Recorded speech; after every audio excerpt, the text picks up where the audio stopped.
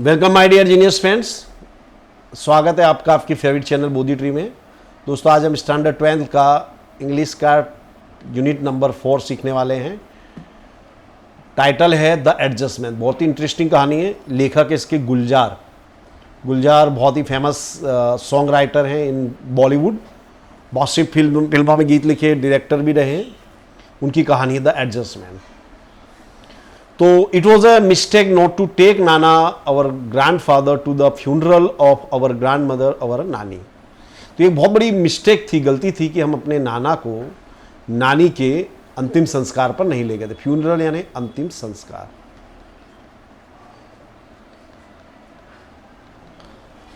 Go take her away whispered into her ears that I too am on the way not far behind.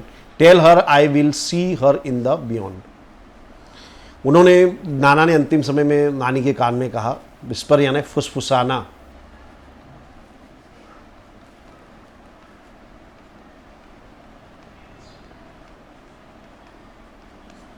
कहा कि जाओ इसे ले जाओ और इसे ये बता देना कि मैं भी इसके पीछे पीछे आ रहा हूं, मैं उसे बियॉन्ड यानी स्वर्ग में मिलने वाला हूं।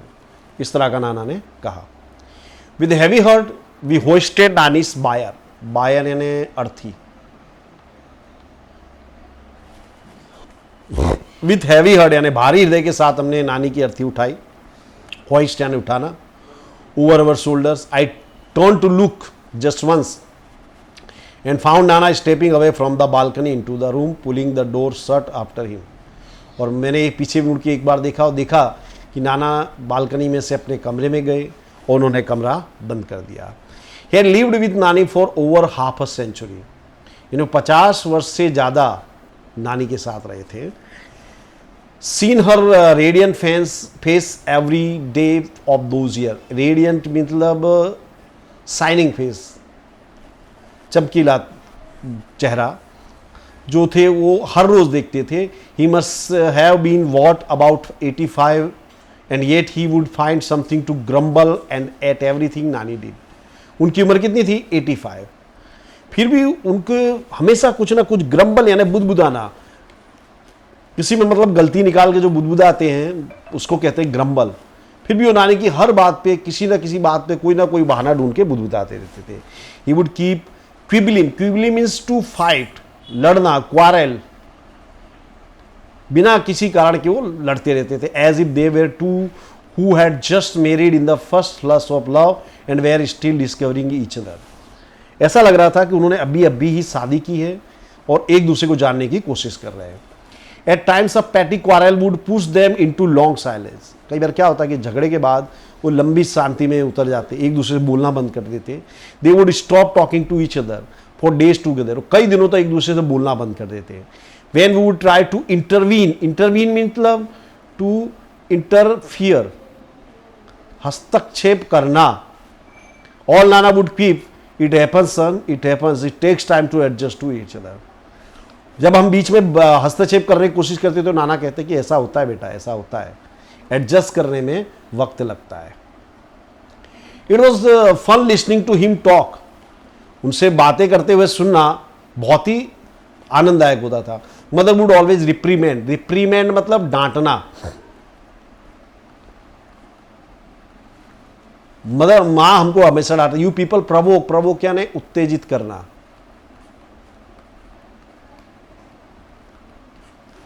Provogue him and my mother has to bear the Brunt.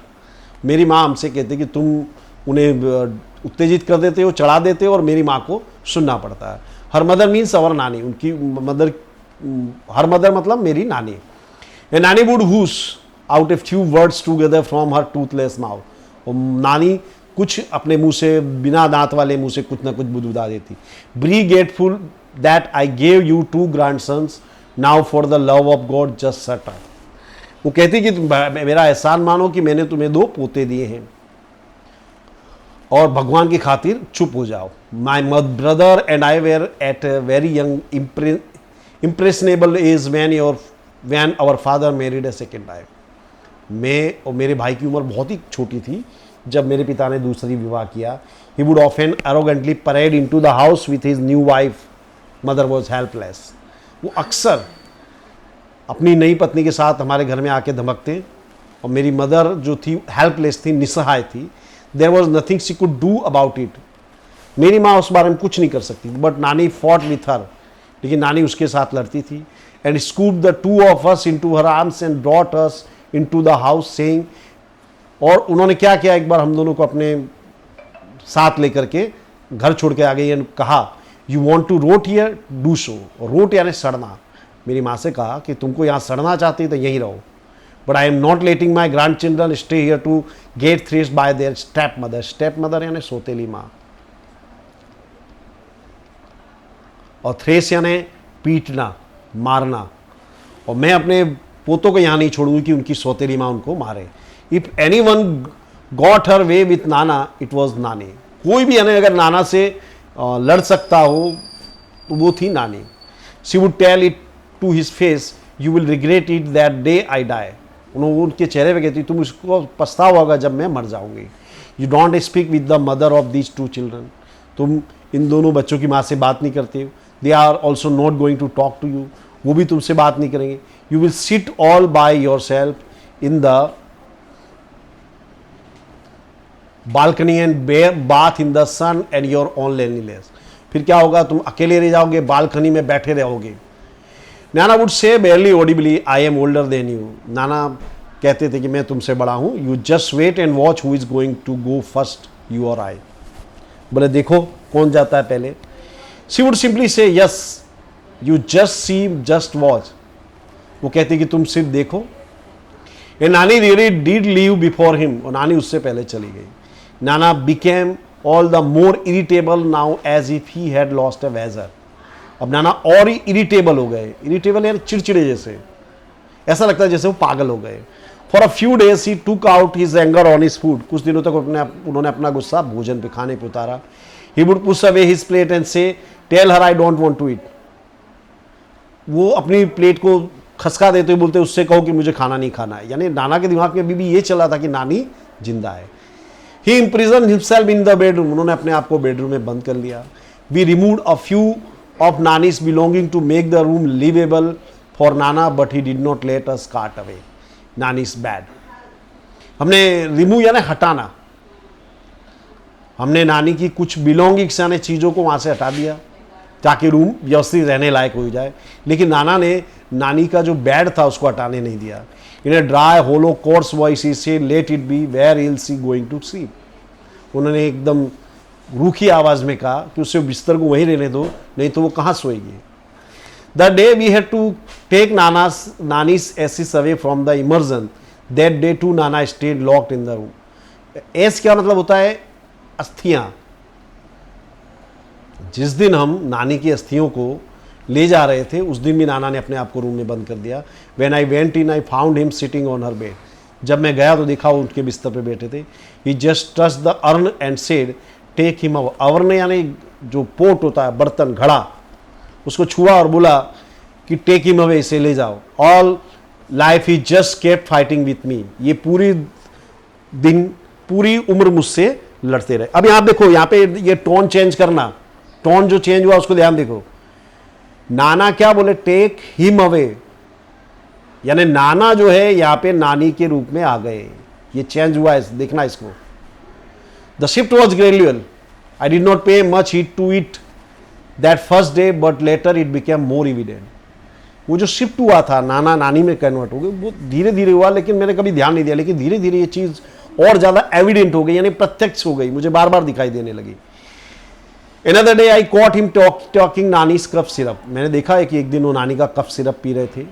He was measuring it by the capful exactly the way नानी used to। देखा होगा आपने, कफ सिरप जो होता है उसको, उसकी जो ढक्कन होता है उसमें नाप के पिया जाता है। वो उसी ढंग से नाप रहे थे जैसे नानी नापती थी। I asked him what's that you are doing. मैंने पूछा तुम क्या कर रहे हो। What am I suppose to do then, this damn cough just doesn't let it up. नाना ने कहा तो मैं क्या करूं, ये कफ है, जा ही नहीं रहा है। Exactly the same turn off phrase that नानी वुड हैव यूज्ड। ये वही शब्द थे जो नानी कहती थी। He posed through me look and said, when this bottle gets over, get me new one। वो रुके, बोला जब ये बोतल पूरी हो जाए तो मेरे लिए नई बोतल ले आना। I was little taken aback. Taken aback means to be surprise.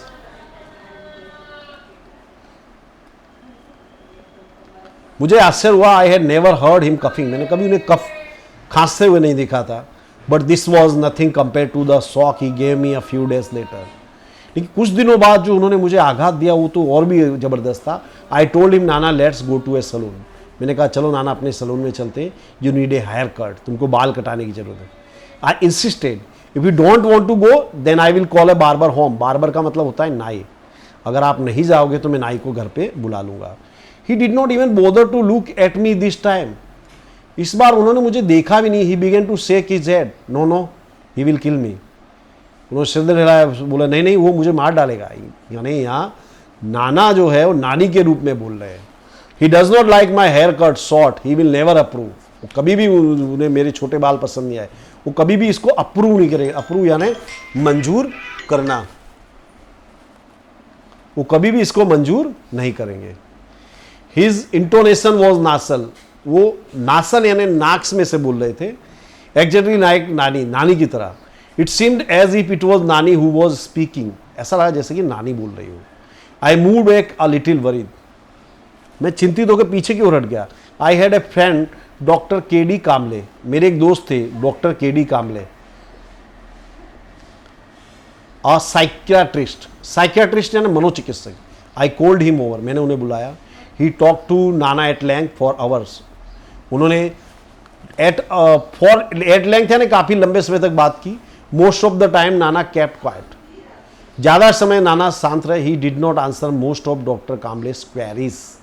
उन्हें डॉक्टर कामली के ज़्यादातर प्रश्नों के उत्तर नहीं दिए। But when he did he spoke like Nana normally and his own voice. लेकिन वो उसी तरह बोले जैसे नाना बोलते थे अपनी खुद की आवाज़ में। Something else become evident too. One of his numerous questions that Dr. Kamble asked him, this only she can answer. I will ask her when she come. फिर कुछ प्रश्न जब डॉक्टर कामले ने पूछे तो बोला इसका उत्तर तो वही दे सकती है, यानी नानी दे सकती है, और वो जब आएगी तब मैं उससे पूछूंगा। Doctor Kamle shot back. Doctor Kamle को आश्चर्य हुआ। Where has she gone? Doctor Kamle वो कहाँ गई है?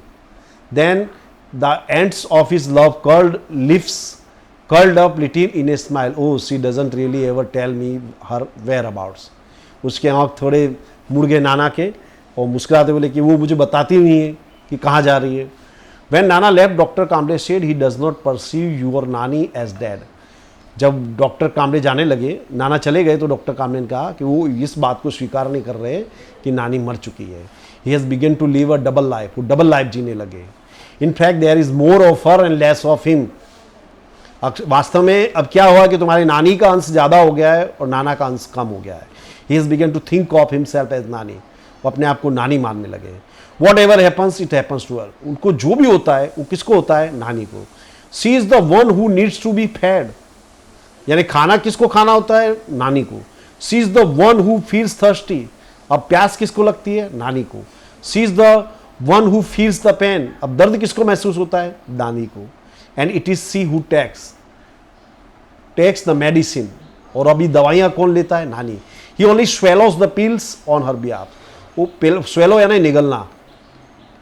पिल्स का मतलब होता है दवाई की जो गोली आती है वो। ऑन हर बिहाफ नाना सिर्फ नानी की ओर से दवा खाते हैं। आई ड्रो द गुड को doctor back to him his home. मैं डॉक्टर को घर पे ले गया। He said that Nana was suffering from a sort of dissociative personality disorder. उन्होंने कहा कि ये एक बीमारी जिसे कहते हैं डिसएसोसिएटिव पर्सनालिटी डिसऑर्डर, यानी जिसमें व्यक्ति दोहरा चरित्र जीने लगता है। The condition was little understood he said and there was no sure cure for it. वो कंडीशन में थोड़ा समझ गया लेकिन उसका कोई भी इलाज नहीं था। He said we will keep it at it, do our best. बोले हम उसको ऐसे रखेंगे, अपना बेस्ट ट्राई करेंगे, बट एज जो नाना as that kind of recovery is nearly impossible. लेकिन अभी जो आपके नाना की उम्र है उस तरह में रिकवरी लगभग असंभव है। As I was about to leave he asked me tell me one thing, how does it make any difference to you whether he is nana और थिंक हिमसेल्फ टू बी नानी। फिर उन्होंने मुझसे पूछा कि आपको क्या फ़र्क पड़ता है कि वो अपने आप को नाना माने या नानी। How does it change anything whether he it's raita by staying your nana और refuse to eat raita by morphing into your nani. बोले इससे क्या फ़र्क पड़ता है कि वो तुम्हारे नाना के रूप में ना रायता खा लेते या नानी के रूप में रायता को खाने से इनकार कर देते। Let him live his life any way he wants to. वो जैसा जीवन जीना चाहते उन्हें जीने देना चाहिए।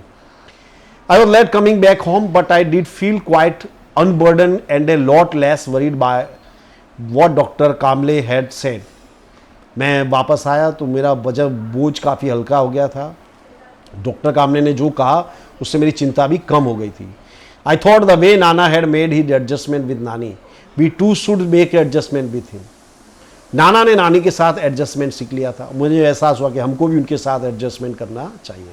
I reached home, मैं घर पहुंचा। When I walked into Nana's room to wake him up, जब मैं नाना के रूम में उन्हें उठाने के लिए गया, I found him sleeping in Nani's bed. मैंने देखा कि उन्हें वो नानी के बिस्तर पर सोए हुए थे। I lifted the blanket to wake him up. मैंने ब्लैंकेट यानी कंबल हटाया उनको उठाने के लिए। I was stunned. मुझे आघात लगा, झटका लगा। He was sleeping in Nani's dhoti and blouse. उन्होंने नानी का धोती और ब्लाउज पहना हुआ था। यानी अब नाना पूरी तरह से नानी के रूप में आ गए थे। तो बहुत ही इंटरेस्टिंग कहानी है, बहुत से इसमें आयाम उभरते हैं। I am sure you enjoyed it most. तो ऐसे वीडियो के लिए बने रहिए हमारे साथ। चैनल को लाइक और शेयर कीजिएगा। Thank you very much friends, have a nice day.